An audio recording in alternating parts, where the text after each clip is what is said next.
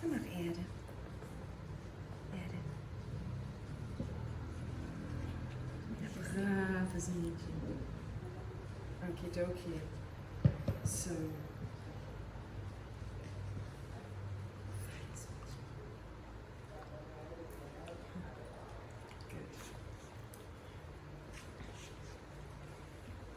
So, we have the three major doshas. They're reflecting everywhere in the seasons in different countries. They're reflecting in the quality of the food. Each ingredient, each food has a predominance of kapha, pitta, or vata. It means not each dish, but each ingredient, each single fruit, vegetable, grain, whatever. We have different day times also. So, you have a kapha time every time twice a day for 4 hours each. So we have, and it makes 4 times 3 makes 12, right? And so that's why 2 times. From 6 to 10 a.m. And this clock varies between when is the highest point of the sun and if this point is at 12. If in your country time the highest point of the sun is at 1, you have to move and calculate the clock accordingly. But assuming the highest point of the sun is at 12 noon, then from 6 to 10 a.m., it's kapha time, predominance of earth and water. This is why in the morning our body feels slightly heavy. This is a lot of stability, and it's heaviness predominant. This is why when you get up briefly before 6 a.m., it makes such a big difference. If you get up 10 minutes before 6 or 10 minutes after 6, it makes a massive difference actually. It's because at 6 the kapha time starts. Of course, there is some transition time where both doshas meet. Then from 10 to 2, guess which time it is? Midday. Pitta, yes, very right. Pitta time. From 10 to 2.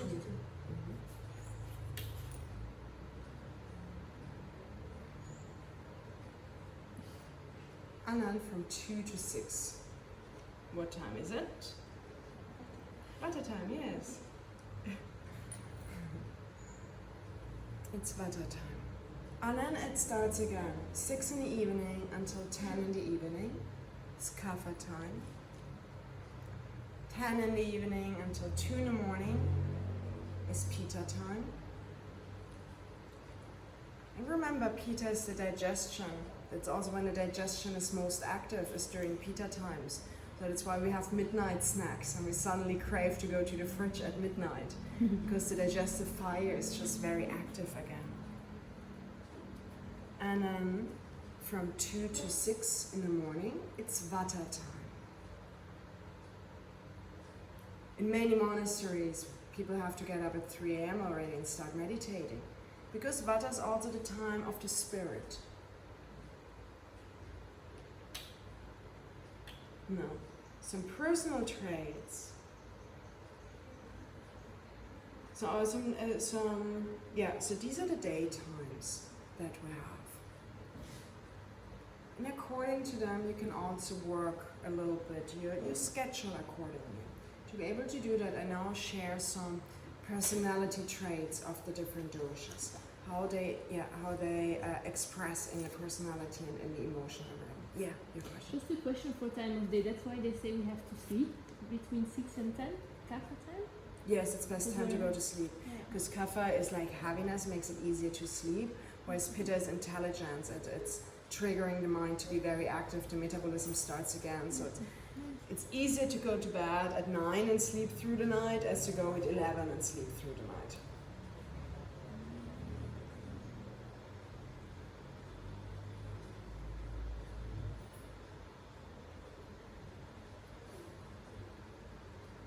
So some personality traits of kapha. Kapha is stable, so it's very patient. It's a very loving, nurturing sign. Strong physical expression. It's easy manifesting, has many possessions. In an imbalanced way can with this become very greedy, can become very jealous. as well can be very possessive in an unbalanced way. In a balanced way, very generous, because they have so much and they're very aware of the fullness of abundance.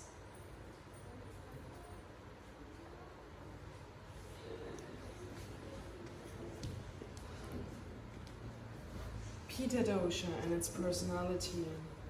And Kapha also is, through this patient, it has a lot of stamina, it's stability. So Pitta is like, Kapha is this elephant energy. They can walk for miles and miles, slowly, but very steady.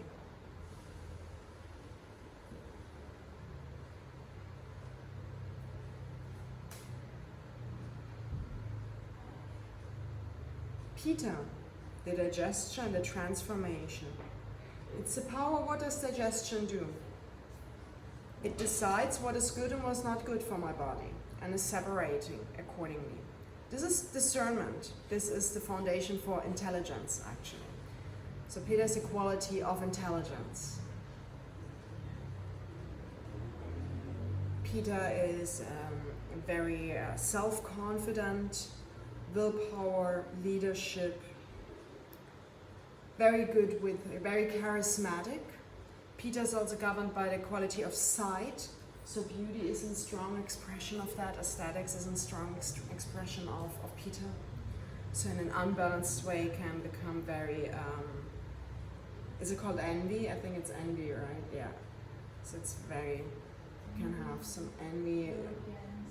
Yeah, it's always obsessed about their own look, you know, it can become very power controlling and yeah, very controlling and demanding in general when it's imbalanced, but in a harmonious way. Very good leadership, amazing for creating groups, very good for connecting people, and just very intelligent per se.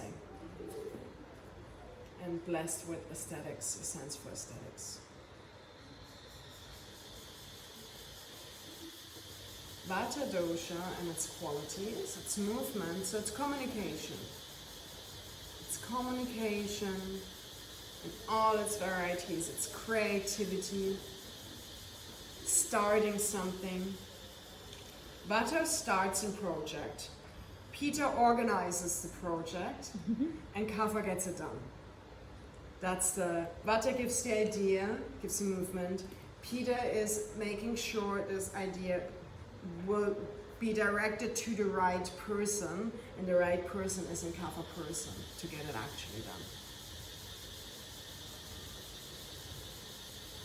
So very creative, very mobile, very spontaneous Vata people, full of creativity, full of ideas, full of action.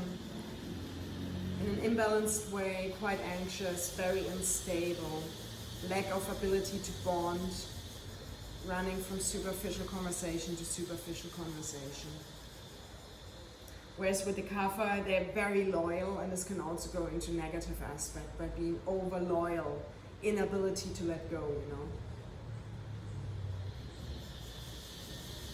And now when we look at that, we can see what activities can I do during the day? What all activities do I have to do every day? We every day have to nourish our body. That's a quality of Kapha. We every day have to take some smart action and to take on some leadership and responsibility in our life. It's a quality of Pitta. And every day we have to go through some creative process, some reinventing and some communications. That's Vata time. And so maybe this then also makes sense why, like for me it makes such a difference when I organize my day accordingly. Before that I usually, important decisions have to be taken during Kapha time, because this is a time of loyalty, of responsibility, of stability. Important decisions usually lead to more stability. Even if there's change and letting go, more stability, more nourishment, more longevity in your life. It's a time for Kapha and just getting things done. Kapha is a perfect time to get your to-do list done, to get off these emails, you know, and just to get the tasks done that you have to get done, and to take good and clear decisions. Pitta is a good moment to have the biggest meal of the day, because the digestive fire is the strongest. and to take some empowering actions, to take on the lead, to navigate directions. So you take the decision, you think, how can I execute the decision in the best way? And Vata, and Pita is also best time for some relaxing things, because it's the hottest time already. Yeah? And to go into deep reflection. And Vata is the best time for communication, for starting something new. And you might know that getting your to-do list done in the afternoon is so difficult, right? In the morning, you just, once you make this decision, like, okay, I'm gonna do it, you just rock it down. And then at noon, everything is done. You feel like the king of the day, actually. Because when you try to get anything done after lunch, it's like, whoa, and this comes and that comes, and you feel so scared, and then suddenly it's 6 already, and you feel like you did 1,000 things, and you didn't get anything done, actually. Because it's the Vata predominance. You're just hopping from one after the other. It's hard to focus. So Vata is a good time when you have to do conversations, when you have to talk to other people in your work or whatever. That's a good time to get it done. It's also energetically, they have the strongest energy, like in sustaining energy. Pitta is medium, Vata is very low. They have quick bursts of energy and it rapidly falls down. That's why also it's common to have a coffee or a cake in the afternoon, because the sugar is falling low. It's just an Vata quality, actually. So having a snack there can help you to sustain that quality when you feel very low. And do your activities accordingly. Do something creative. Start something new, try something new, you know. Have conversations, have all the phone calls in the afternoon. That's a good time. Evening, traditions as well. It's normal. Evening time is a time when the family comes together, right? It's everybody in a stable family, people eat together, at least in the evening. Because it's kapha time, it's a family element. Earth, water is family. So it's good to have the dinner in the evening again, together with the family. Okay, these are some ways how to navigate your day. To go deeper into what different personality traits, emotional traits could be, just reflect each element individually and brainstorm. What do I associate with Earth? And just brainstorm, and one will lead to the other, like Earth, heaviness, maybe darkness, and from this will come stability, from this will come loyalty, you know, like just brainstorm it out. Do an association brainstorm, where all associations with that word are allowed to come just out. And then you will draw your right string, and you will feel some qualities. Do the same with water, fire, air. And you will get your own understanding, feeling, where you can identify yourself with these aspects, right? So do that as a little homework. So this is a suggestion that you can do to get to know them more and more. We could spend now hours talking about each individual personality. You can discover a little bit yourself about that as well. Is there a correlation between the doshas time of the day and the hormones? Oh, very interesting. I bet so. So midday, definitely you have more adrenaline going on. That's for sure. Yeah. I think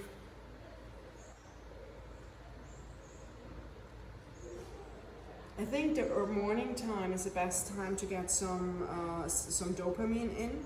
Yeah, it should be the most active. And I think the afternoon is the one where you can get more serotonin in. Yeah. Because, yeah, I think so. Definitely. And then what about the asanas, according to those? That's next level. That's Yeah. big next level. Okay. Yes, yes. So which body postures with breathing and so on to do for which dosha? That's way more advanced. Okay. And it's also like, how do we work now with our own constitution? That's the next big question. First, work with the general thing that's valid for each and everybody. Balance yourself with that. That's the first of all.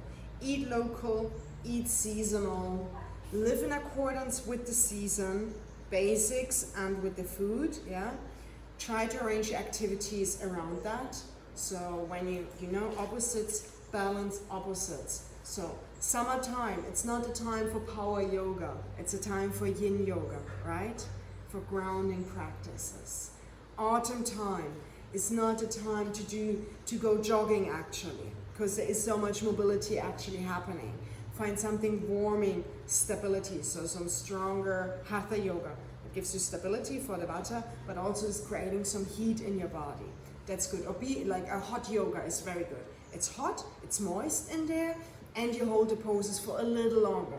Perfect for vata, because it's cold, dry, and mobile, right? This is something good. Kapha time, okay, I need heat in my body, right? There's a lot of stability, so I need a lot of mobility. Winter time, perfect for vinyasa flows. That's the perfect timing to get your body. It might be the hardest, but that's why you need it the most actually. So learn to balance yourself with the seasons, with the daytime a little bit. Reflect on what do I all do during my day, and to which elements does it fit the most? Which element can I identify this action the most? And then try to redesign your day in accordance with the clock. Give this a try. And then we have to work on an individual level. Yes, the individual level is tricky. We have, and this is because we have two constitutions. We have the constitution we are born with and the constitution we now have. We are 100% in balance if the constitution we now have is the exact same as the constitution we are not only born with, we are conceived with. At the moment of conception, your natural constitution is determined. This means already in pregnancy, your constitution can be thrown off through abuse of substances, through a very imbalanced lifestyle of the pregnant mother and so on. Your constitution can be very far off actually. So during conception, your constitution is determined. And throughout life, it either stays in balance, it stays the same, or it's thrown off balance through wrong exercise, through wrong lifestyle, wrong diet. Now, this is the tricky thing. We have to determine what is our constitution at the moment of conception. The closest we can determine is we can do physical examinations, and also by observing how were you as a child. The longer you trace back, the more likely you're still in that moment of conception. And then figuring out where are you at right now. And then we have to move what is right now, move it back to where you belong actually, bringing your body and mindset back home. This is a complex thing where a lot of things can go wrong, definitely. So a wrong examination can push you into the wrong direction. Good example, it happened to me, and it really shows how easily things can go off. So I had a period of my life and I suddenly gained so much weight. I gained so much weight, and then I went to constitution, and then they told me that I'm a kapha dosha and I have a kapha dosha imbalance. I have too much kapha dosha happening, and they suggested me fasting and eating more light food, eating more dry food, eating more raw food, and so on. What happened? I just gained more and more weight. I'm like, this is so weird. I'm fasting, I'm on a strict diet, I'm just gaining more weight. Why is that? Then I went to India to a proper Ayurvedic doctor. She examined me with all the different tests, with the pulse test, with the tongue, with the eyes, the feeling the body and everything. She's like, no, you have a Pitta constitution, you have a fire constitution, your vata is out of balance, you have too much air in your system, and so your body gains weight to protect your body. So the body is not eaten by all the air and fire actually. So it's a self-defense. With the previous treatment, we were going even more into this imbalance. We were aggravating the vata more and more. That's why I gained more and more weight, because I have a great body who wants to protect me actually. So there can go many things wrong with these self-examinations. So first go with the general thing. When you're very settled with that, then you go and have a look with the help of somebody, with some different tests, with some different questions. What is your constitution now? What was your constitution before? And where can we start anchoring and take one small adjustment after the other? Small changes after the other. So we can see the effects of the changes and see if they're working for you in the desired direction or not. And then we move on to the next change and the next change and the next adaptations. So first work with the seasons, work with the daytime, and then one thing after the other comes. But the asanas are also very, once you have the principles, you will be able to determine the asana, the body postures, or the correct sport exercise for each and every body.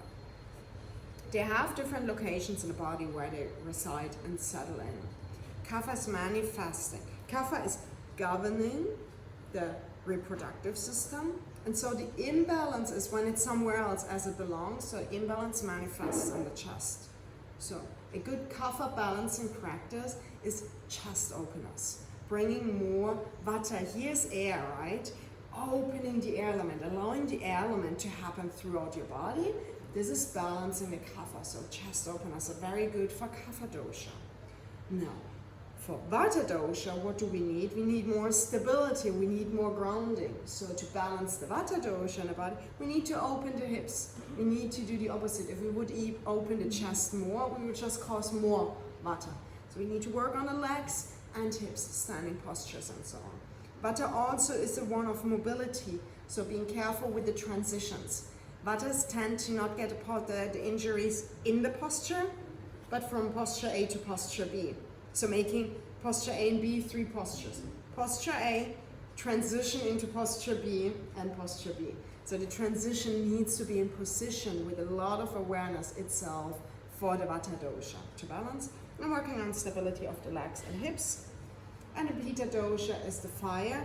Pitta dosha we release with soft side stretches, gentle twist. If we do too much, we aggravate again. Gentle, softly. This is helping. And that's a little bit about the principles for the asanas. And you can apply it to your day. When you know, okay, now I have a class in the morning, I have a class in the evening. I have a kapha class, so to say, and a vata class. So you know, okay, morning is the best time for chest openers actually. Afternoon, people will definitely love and feel better when we do a lot of standing and balancing postures and incorporate them.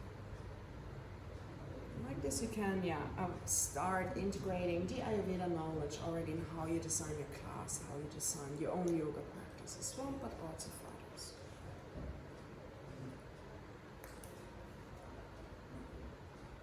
Remember, with all these adjustments, first step, remove what is not serving. So first of all, remove any vata and pitta activities from the kapha time and remove any pitta, and vice versa. Try to remove them from the according daytime and the season first and put them into the right season. And then think, are they even serving me? Do I want to put them into the different timing or just drop them at all? And categorize your life a little bit around it. And stay with, does it really serve me? Does it support my inherent easefulness, my inherent health and longevity? These are the core principles of Ayurveda. Does it serve my inherent easefulness? First, these basics, they need to be manifested and grounded. And then slowly, we can start moving into the individual appliances.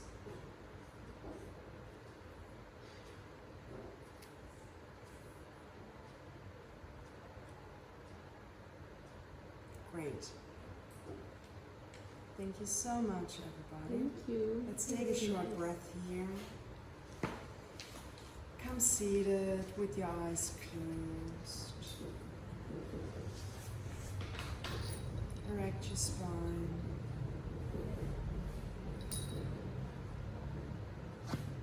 Take a deep breath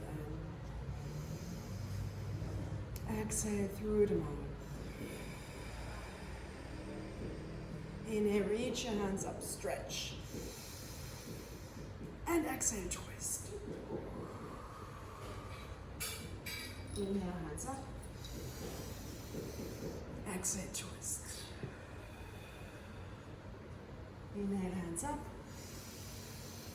Exhale, interlock them and fold. Inhale up. Exhale, hands together in front of the chest. Take a deep breath in.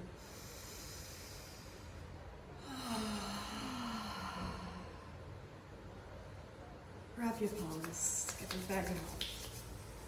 Scoop them over your eyes. Move the palms, stop blinking and winking. Open your hands.